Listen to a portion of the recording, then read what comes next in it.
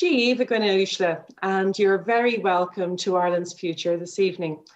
Tonight we're remembering the event in the Waterfront Hall 2 years ago in Belfast when Ireland's Future held its first meeting. Called the most important political gathering in 2 decades, beyond Brexit, the future of Ireland was undoubtedly a central part of the significant change of the constitutional conversation on this island. So we've decided to reflect on why that was at the time and the 2 years since, where we are now and what the next 2 years might bring us. And no better people to be joining us this evening to do that than Patricia McBride, Professor Colin Harvey, and the chairperson of Ireland's Future, Senator Frances Black. And you're all very welcome. I want to begin with Patricia, if I can. And Patricia, you were part of the very first conversations that led to that very large gathering and led to Ireland's Future. So I'm really wondering, how did all that imagination begin? Tell us about the motivation and the very first ideas. Well, this was an organic process, Andre. It was something that, conversations were happening on a very informal level. People understood that Brexit had serious implications for the North and the future of society in terms of, everything from identity as European citizens, membership of the EU, to the protection of rights, to the protection of the Good Friday Agreement. And conversations were happening to try and sort of come up with ways to mitigate the negative impact that would have. And the natural progression there was to look at the issue of the future of the island. And I suppose in bringing together the big events in the Waterfront Hall, this was a group of people, that had been talking to one another. And we wanted to test, are we on our own here? Are other people thinking the same things? And, do we need to expand this conversation? And so for me, the Waterfront Hall event was about saying, look, there's an opportunity to have a wider conversation in society, to include voices who had never maybe been involved in political debate and discussion before, people who didn't identify or necessarily with any one political party, or who wouldn't have been involved in party politics, but who wanted to be part of shaping a conversation about how we best ensure that everybody who calls this island home has a society that we can all subscribe to, that we can all feel comfortable in, that we can all feel a part of developing. And so the Waterfront Hall was about bringing together all of those disparate voices from all of the political parties on the island, or the vast majority of the Republican parties, big and small, are Republican, and the Green Party, and having those conversations and saying, where do we go now? How do we expand these ideas? How do we protect and promote the rights of our citizens? And it was heartening to see that we weren't the only voices having those conversations, that small group of people who'd met in the Culture Land in Belfast, or in, the Enterprise Centre in Uri, or in Boswell's Hotel in Dublin, we'd had all these conversations. And it's not just us, there is a wider voice out there. And I think that's what the Waterfronts really showcased, was the wider conversations that were taking place.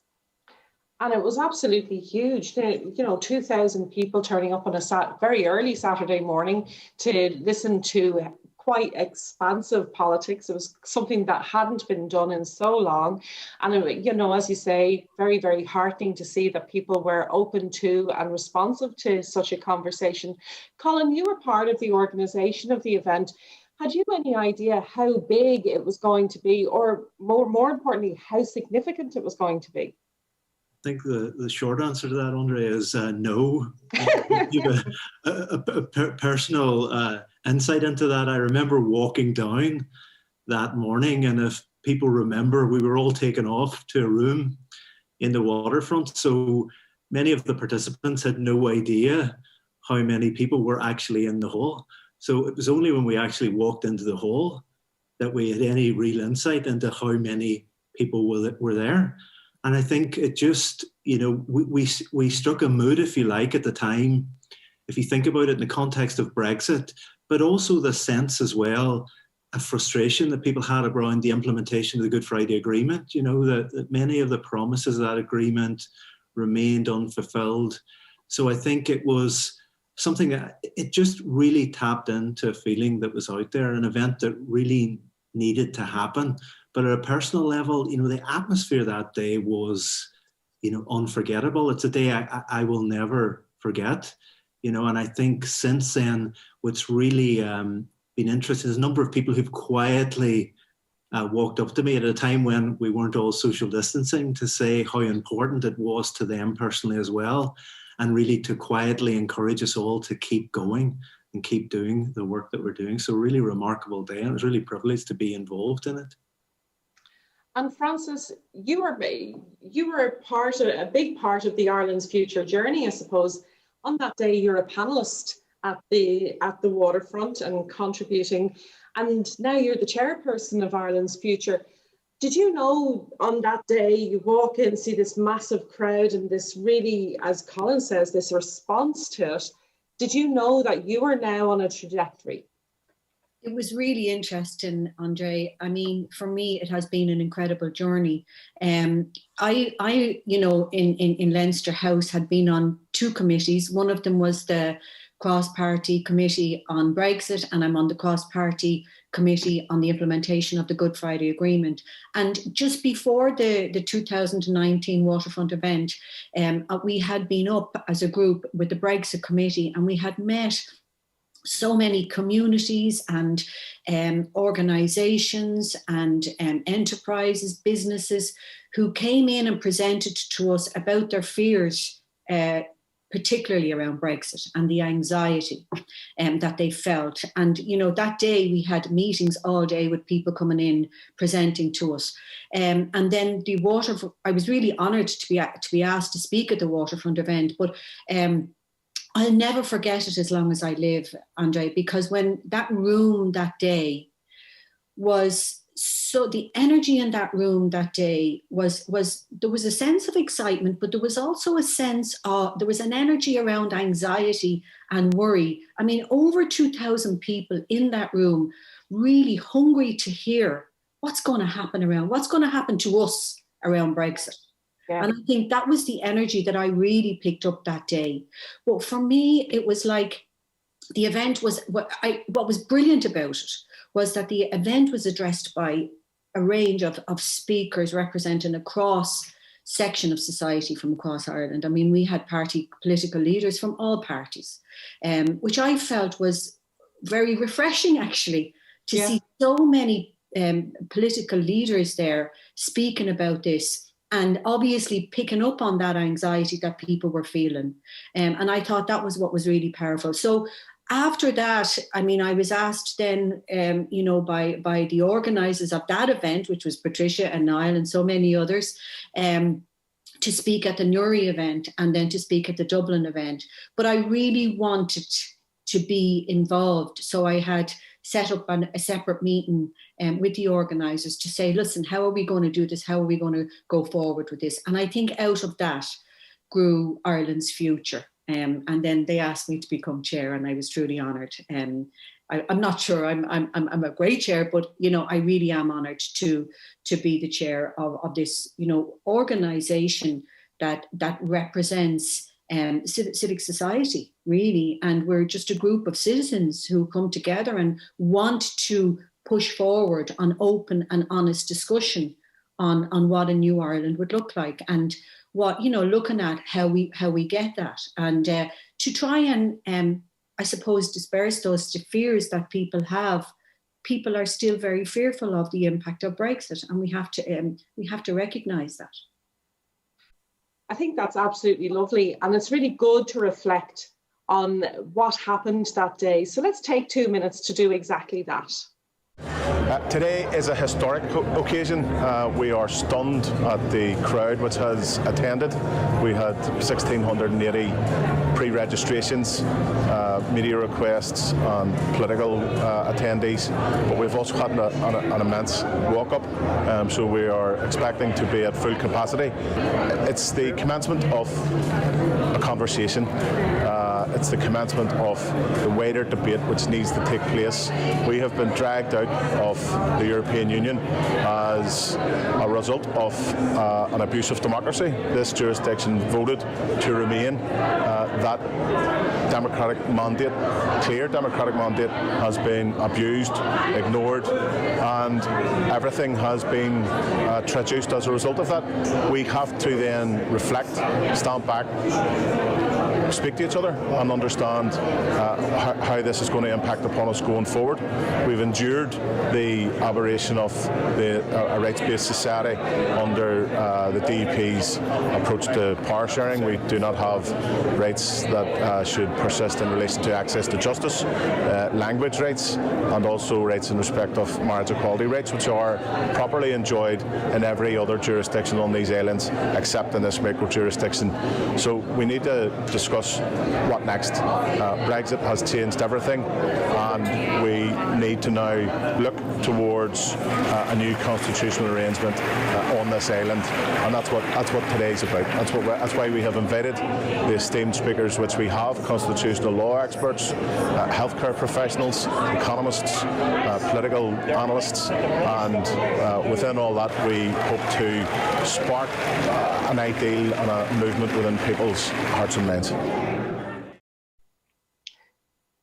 So, Colin, on that day you delivered a very powerful speech, and I can remember it very vividly, about the legitimacy of this conversation. And, you began the panel discussion by doing that. In terms of that point, has your view changed since then? Has there been positives or negatives about how the conversation about the constitutional settlement on the island has changed in those 2 years? No, view hasn't changed at all. We were right then. We remain right now in terms of the collective approach that we're taking. I think the group, and I very much stress, it's a collective group of civil society, people involved from all spheres of life. Let's be clear. We faced a week before that event where people were essentially telling us we couldn't have that conversation. So I just wanted to be very, very clear that day about our right to have that discussion in that room. Faced with Brexit, faced with everything that people are up against in the north, with delegitimizing of individuals and groups. I think it was really about to make clear to people in that room, we were absolutely right to be there. Look, I'm trying to think of an appropriate analogy, but when you lead a conversation, you're going to take a lot of flack. You're entering new ground. But what Ireland's future has been doing, all the people who have been involved in Ireland's future we've been clearing a pathway for other people to feel confident that they can also engage. And I think what's been really, really remarkable in the last 2 years is look how many people have followed the pathway that we cleared. All those universities, all those projects and initiatives that are all suddenly now happening. The shared island unit itself, let's be clear, none of that will be happening without the remarkable work that Ireland's future has done. I also felt as well on the day, set aside any sort of, we had a responsibility in that room as well to raise morale, to in a sense, to say to people, look, the journey we are on is legitimate. The arguments we are making are right. And, join us in that conversation, because just to really end, we were being told consistency all week. Some of us were going around radio stations having to justify having the conversation at all.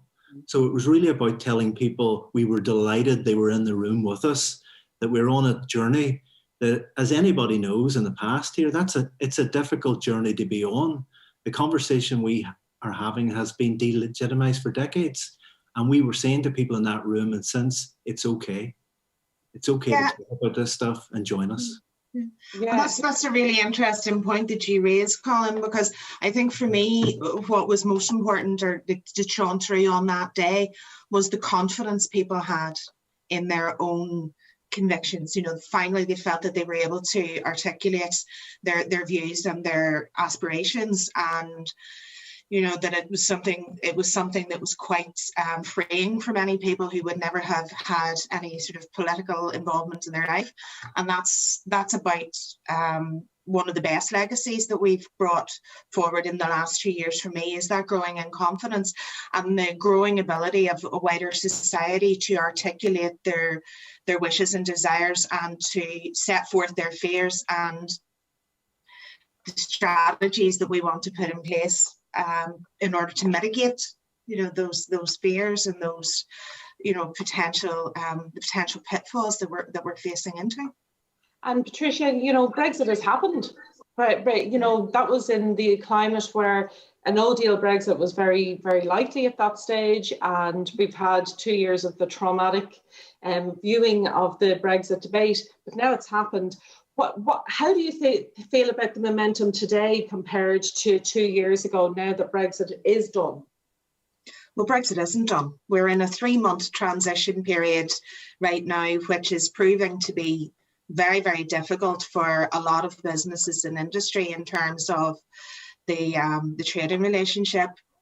There's a lot has to be put in place before the end of that transition period for an orderly Brexit, as the British government would refer to it, to take place. And we still don't know all of the longer term impacts that Britain exiting the EU is going to have. But so I don't think it's done. I don't think it's done by a long stretch. And also, we've had some very positive commitments by the Irish government to support Irish citizens living in the north. One of the examples is around the funding of the Erasmus programme for third level students from the north under the Irish Department of Education to enable them to continue to study in EU countries. And that's really, really positive, as well as the extension of the European Health Insurance Scheme. But those are time-bound initiatives. What happens when they expire? Where do we go then? So we need to have a longer term strategy. I think those are great initiatives and I really welcome them.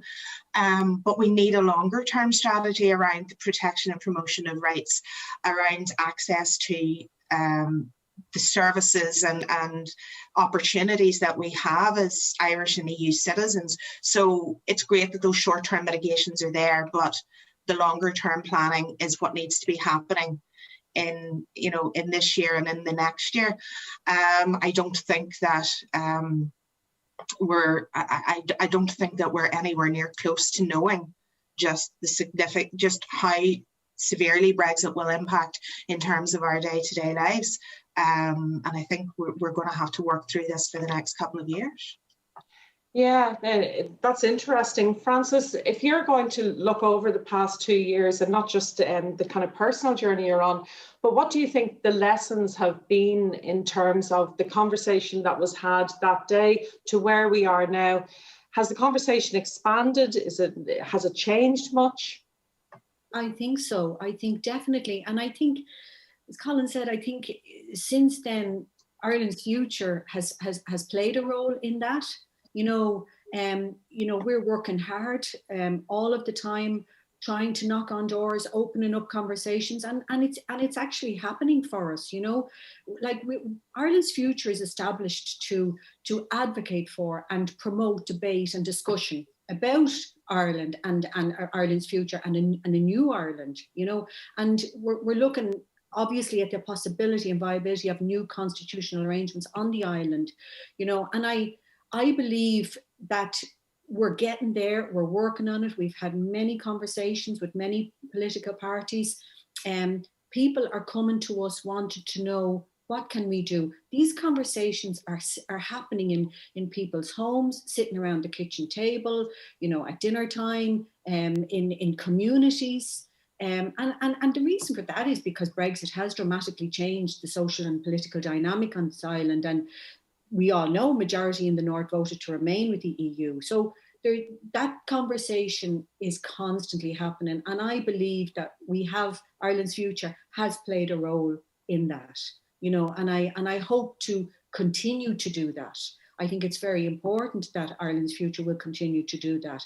And I just want to say that we're not a political party. Again, I think that's really important, and we're not affiliated to any political party. And we welcome participation from people from all political persuasions interested in furthering the goals of Ireland's future and what a new Ireland would look like. And Colin, what do you think are the biggest challenges now? So we've been on this journey, been pre-conference, the conference happens, and there's a continued conversation after, but now we're sitting in a place where, as Patricia says, there's a lot of challenges still ahead. For you, what are the biggest challenges that kind of, not just Ireland's future, but more generally, that face us? I suppose first of all, getting people to understand that really what we're on at the moment is almost like an informal referendum campaign, that where things are going next will require referendums. And what Ireland's future is, and others have correctly said, is we need to be ready for those when they arrive. So, the first principal argument at the moment has really been around planning and preparing and encouraging really everyone to become involved in a focused conversation about what that means. We've been very, very clear, Ireland's future, that, we don't want to be turning up at people's doorsteps with nothing coherent to say. We need to be absolutely clear what the offer is in terms of advocating for new constitutional arrangements on the island. So planning and preparing it almost to the point of repetition of boring people is that we want to encourage the work to be done. So in a sense, been delighted to see all the various projects and initiatives beginning to start.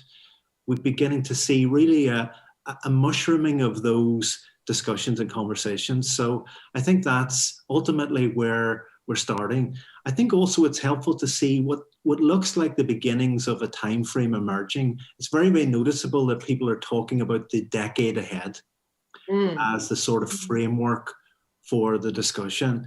Like, I think personally that, how much homework would get done in Ireland if we gave a completely open-ended time frame. I think it's sometimes helpful to focus minds, particularly governmental minds, to make this real, to say that we're in a defined time frame. And it's been interesting to hear some of the language around that over the course of the last year. So planning and preparing on the basis that we're heading towards referendums that will lead to, what Ireland's future hopes will be a reunified Ireland.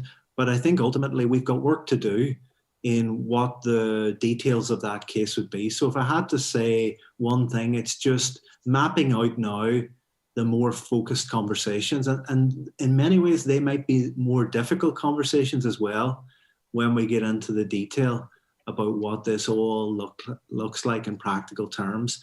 I think we also, finally, we need to encourage the Irish government to tell them really, look, it's okay to talk about planning for the constitutional future of your own country, particularly when you think about it, that it's the Secretary of State and a British government that can trigger the process. So, come on, Irish government, you can do better, join in, and don't be afraid of doing the planning and preparation. And Patricia, you were part of the very first meeting between Ireland's Future and the Taoiseach. At that stage, it was Leo Varadkar. What is your own kind of feelings about where the Irish government have stayed and where they are now? Because they've come on a journey since then.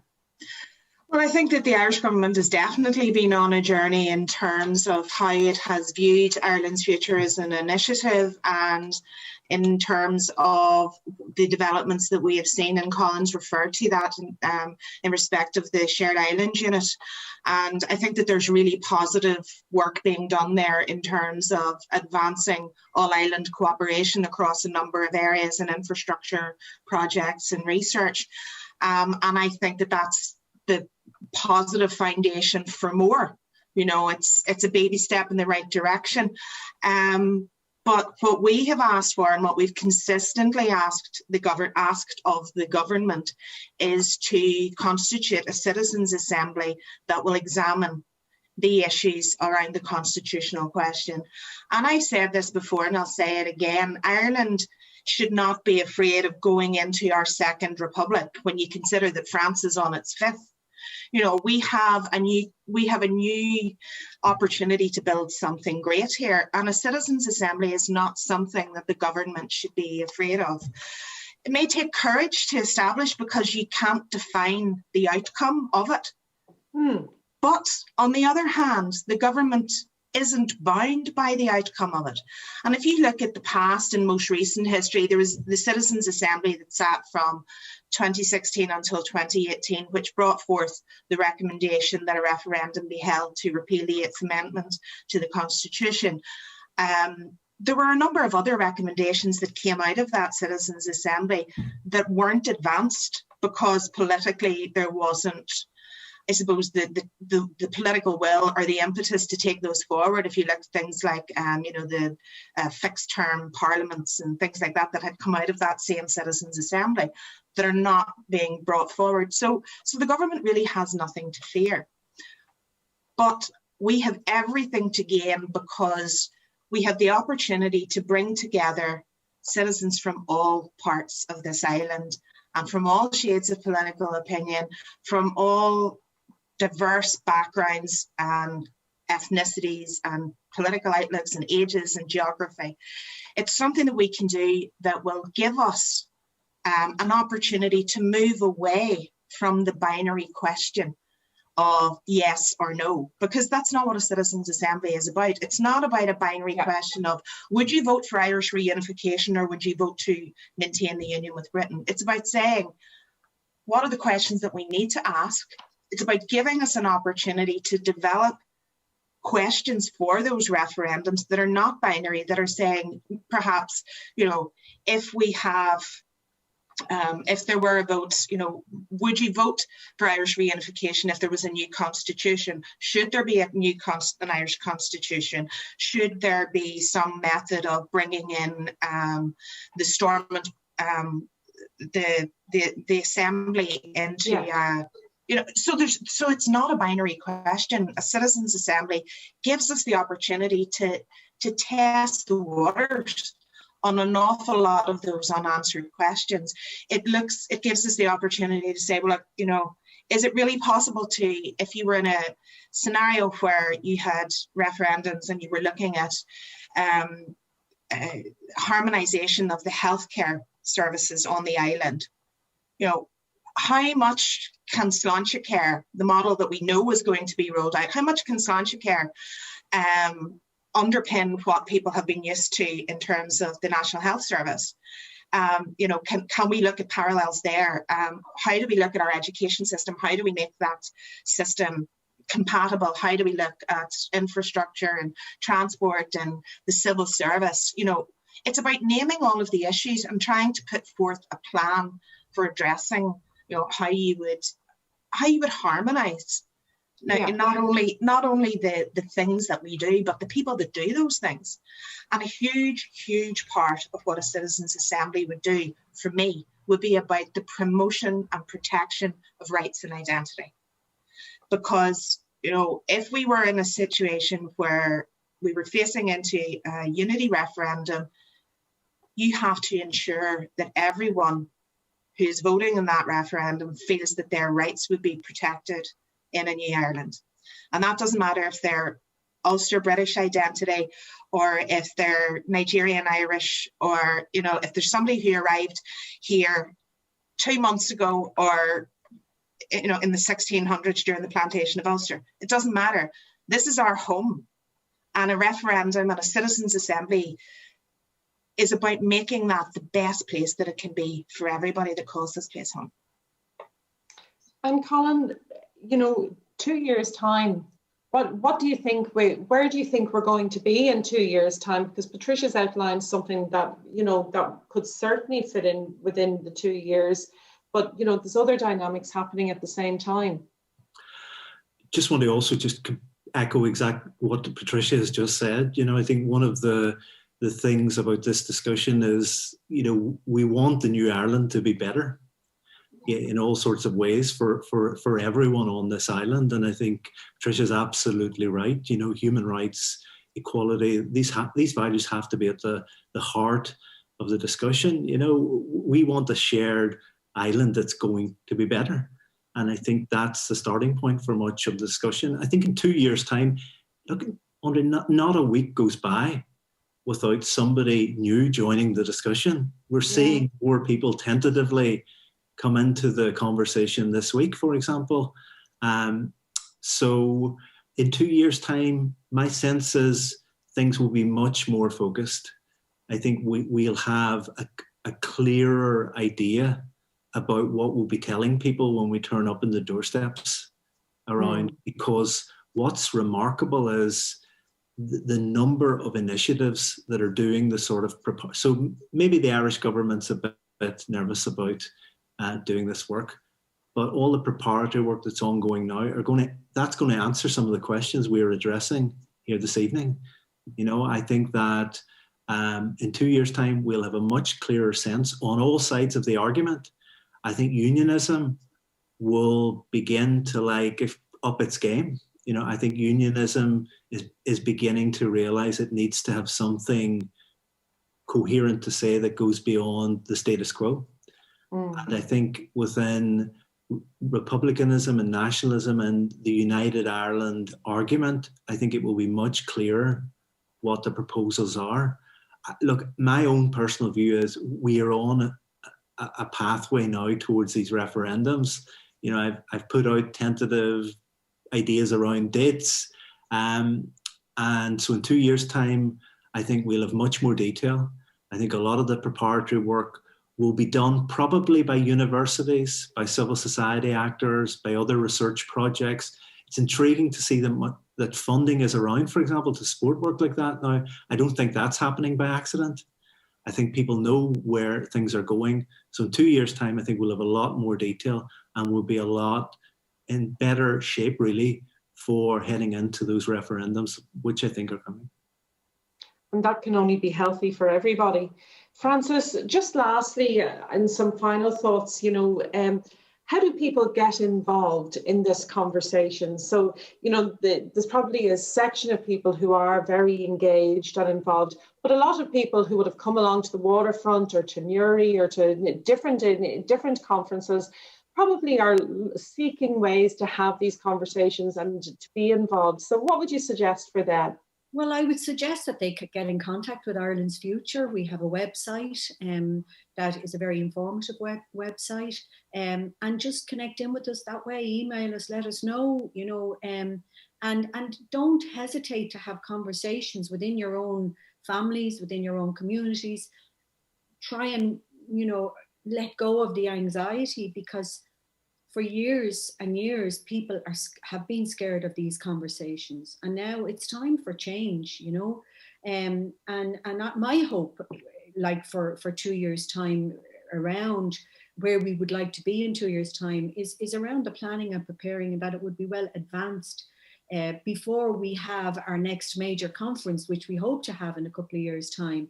And the theme would be the benefits of what a new Ireland would look like.